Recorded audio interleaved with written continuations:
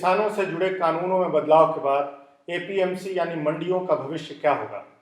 वो रहेंगी या खत्म होंगी? एमएसपी की व्यवस्था जारी रहेगी या बंद होगी? पीडीएस और मिड डे मील जैसी योजनाओं का क्या होगा? क्या वो जारी रहेंगी या धीमे धीमे वो भी खत्म की जाएंगी? नमस्कार, आप देख रहे हैं बोले भारत और मैं हूं समरेंद्र। मेरी आपसे गुजारिश है कि आप बोले भारत को सब्सक्राइब कर लें।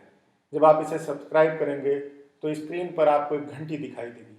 उस घंटी पर एक बार क्लिक जरूर कीजिएगा ताकि आपको हमारे नए वीडियो की सूचना मिलती रहे। आगे बढ़ने से पहले एक बार सुन लेते हैं कि कानूनों में बदलाव और एमएसपी के मसले पर प्रधानमंत्री नरेंद्र मोदी का क्या कहना है। इन सुधारों से कृषि में निवेश बढ़ेगा, किसानों को आधुनिक टेक्नोलॉजी मिलेगी, किसानों के उत्पाद और आसानी से अंतर्राष्ट्रीय बाजार में पहुंचेंगे। ये वही लोग हैं जो बरसों तक एमएसपी पर स्वामीनाथन कमेटी की सिफारिशों को अपने पैरों के नीचे दबाकर बैठे रहे। मैं देश के प्रत्येक किसान को इस बात का भरोसा देता हूं कि एमएसपी की व्यवस्था जैसे पहले चलती आ रही थी वैसे ही चलती रहने वाली है।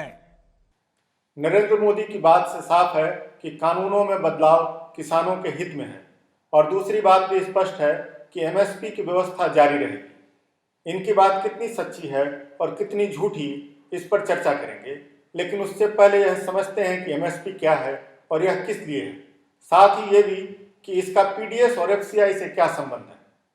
एमएसपी यानी न्यूनतम समर्थन मूल्य की योजना 1966-67 में शुरू हुई। इसमें सरकार गेहूं, धान, दलहन समेत किसानों की कुछ फसलों का मूल्य तय करती है और उसी मूल्य पर सरकार अनाज खरीदती है।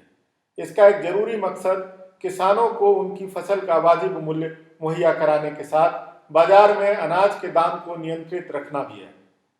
दूसरा सवाल, एमएसपी का एफसीआई से क्या संबंध है? किसानों से एमएसपी पर अनाज खरीदने का काम एफसीआई यानी फूड कॉर्पोरेशन ऑफ इंडिया का है। एफसीआई और सेंट्रल वेयर हाउसिंग कॉर्पोरेशन और राज्य की एजेंसियों को मिलाकर भारत के पास 851.5 लाख मीट्रिक टन खाद्य भंडारण की क्षमता है। मतलब गोदामों की बहुत बड़ी व्यवस्था हमारे पास है। ये गोदाम देश भर में फैले हुए हैं। एफसीआई अनाज को जरूरत के मुताबिक गोदामों में सुरक्षित रखती है। तीसरा सवाल, एमएसपी और एफसीआई का पीडीएस से क्या संबंध है? एफसीआई जितना भी अनाज एमएसपी पर खरीदती है उसका एक छोटा हिस्सा आपात परिस्थितियों के लिए सुरक्षित रखा जाता है और दूसरा बड़ा हिस्सा सार्वजनिक वितरण प्रणाली यानी पीडीएस के तहत गरीबों को मुहैया कराया जाता है। इसके लिए देश भर में 5 लाख से अधिक फेयर प्राइस शॉप्स यानी राशन की दुकानें हैं।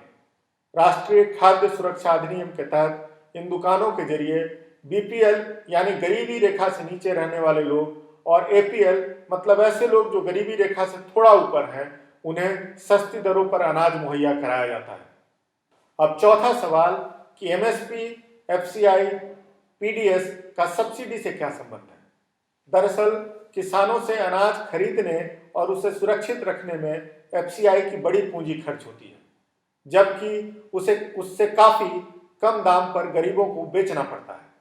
खरीद और बिक्री के बीच के उस अंतर की भरपाई सरकार करती है। इसी को फूड सब्सिडी कहते हैं। अब आते हैं मुख्य सवाल पर कि क्या प्रधानमंत्री नरेंद्र मोदी सच बोल रहे हैं या झूठ? क्या सच में पीडीएस और एमएसपी की व्यवस्था चलती रहेगी? इसका जवाब जानने के लिए आप 2016 की नीति आयोग की इस रिपोर्ट पर गौर कीजिए। नीति आयोग की रिपोर्ट पीडीएस पर है।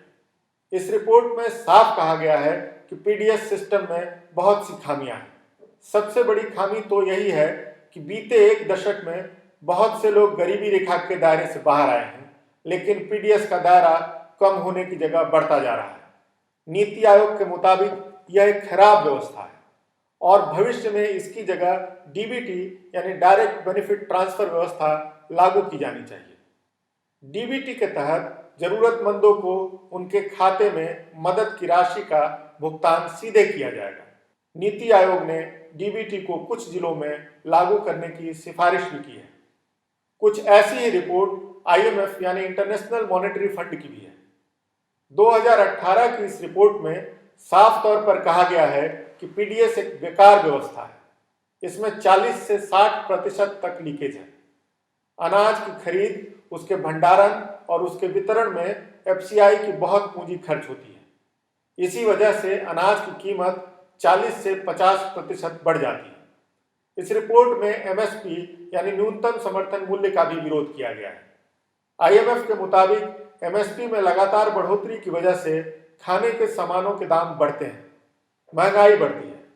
इन निष्कर्षों के बाद आईएमएफ ने कई सुझाव दिए हैं, जिनमें से 2 गौर करने लायक हैं। एक सुझाव है कि एमएसपी के लोभ में किसानों की खेती प्रभावित होती है। इसकी वजह से महंगाई बढ़ती है और वित्तीय बोझ भी बढ़ता है, इसलिए इनका इस्तेमाल बाजार पर नियंत्रण रखने के लिए अस्थायी और सीमित होना चाहिए। दूसरे सुझाव के मुताबिक तमाम तरह की कृषि सब्सिडी डीबीटी यानी डायरेक्ट बेनिफिट ट्रांसफर के जरिए व्यवस्थित की जानी चाहिए। इससे वित्तीय बोझ भी कम होगा। सरकार इसी रणनीति पर काम कर रही है। यही वजह है कि प्रधानमंत्री और कृषि मंत्री एमएसपी पर बयान तो दे रहे हैं, लेकिन उसे कानून में शामिल करने को तैयार नहीं है। यहाँ आपको एक और तथ्य पर गौर करना चाहिए। करीब 10 साल पहले साल 2000 में एफसीआई में स्वीकृत कर्मचारियों की संख्या 73,834 थी। मोदी सरकार ने इसे घटाकर 42,038 कर दिया है, लेकिन इसमें से भी 20,191 पद खाली पड़े। इसका अर्थ है कि बीते कई साल से एफसीआई में भर्तियां बंद हैं। एफसीआई में सुधार के लिए 2014 में मोदी सरकार ने पूर्व कैबिनेट मंत्री शांता कुमार की अध्यक्षता में उच्च स्तरीय समिति का गठन किया था।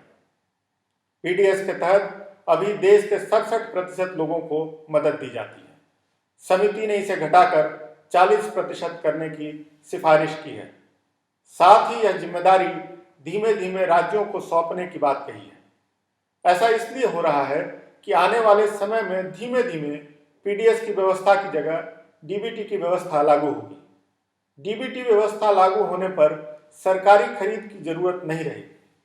एफसीआई बस इमरजेंसी के हिसाब से अनाज खरीदकर गोदामों में रखेगी। उस स्थिति में एफसीआई और सीडब्ल्यूसी के ज्यादातर गोदाम खाली हो जाएंगे और उनका निजीकरण किया जा सकेगा, उन्हें बेचा जा सकेगा। जब पीडीएस स्कीम बंद हो जाएगी और सरकारी खरीद नहीं होगी, तो फिर न्यूनतम समर्थन मूल्य की व्यवस्था का कोई मतलब नहीं रहेगा। यह व्यवस्था इसलिए लागू की गई थी ताकि सरकार उन दामों पर किसानों का उत्पाद खरीद सके। मतलब धीमे से एमएसपी का प्रावधान भी खत्म हो जाएगा। जब एफसीआई, पीडीएस, एमएसपी की व्यवस्था खत्म कर दी जाएगी, तो धीमे से मिड डे मील योजना भी बंद होगी। उसके खिलाफ भी कई तरह के तर्क दिए जा रहे हैं। मसलन स्कूलों में पढ़ाई नहीं होती है, टीचर खाना बनाने में लगे रहते हैं, ऐसे अनेक तर्क गढ़े जाते हैं। हमारे देश में अभी किसान जरूरत के मुताबिक खेती करते हैं। वो खेत के एक हिस्से में अनाज उगाते हैं, दूसरे में सब्जियां, तीसरे में पशुओं का चारा और एक छोटा सा हिस्सा बगीचे के लिए छोड़ते हैं, जहां कुछ फलदार वृक्ष होते हैं, जिनसे उनके बच्चों को मौसमी फल मिलते हैं और अचार भी बन जाता है। मतलब वह अपनी थाली के हिसाब से खेती करता है। जो अतिरिक्त उपज होती है वह बाजार में बेच देता है। आईएमएफ और वर्ल्ड बैंक के मार्गनिर्देशन में सरकार की योजना यही है कि किसान अपनी थाली के हिसाब से खेती नहीं करे, बल्कि बाजार के हिसाब से खेती करे। लेकिन जब सरकार से यह पूछा जाता है कि संकट के समय किसान और उसके परिवार की जिम्मेदारी कौन उठाएगा, तो सरकार वह जिम्मेदारी खुद नहीं उठाना चाहती है। मोदी जी कहते हैं कि यह जिम्मेदारी कंपनियां लेंगी। अब यह किसानों को फैसला करना है कि वो कंपनियों के भरोसे जीना चाहते हैं या सरकार के भरोसे। इस वीडियो में इतना ही। चलते चलते आप सभी से एक गुजारिश है, अगर ये वीडियो ठीक लगा तो इसे लाइक और शेयर जरूर कीजिएगा। आप हमारा YouTube चैनल सब्सक्राइब भी कर सकते हैं। जब आप इसे सब्सक्राइब करेंगे तो स्क्रीन पर एक घंटी दिखाई देगी, उस घंटी पर क्लिक करना मत भूलिएगा। इससे हमारे नए वीडियो की सूचना आप तक पहुंचती रहेगी। आपका साथ ही हमारी ताकत है। नमस्कार।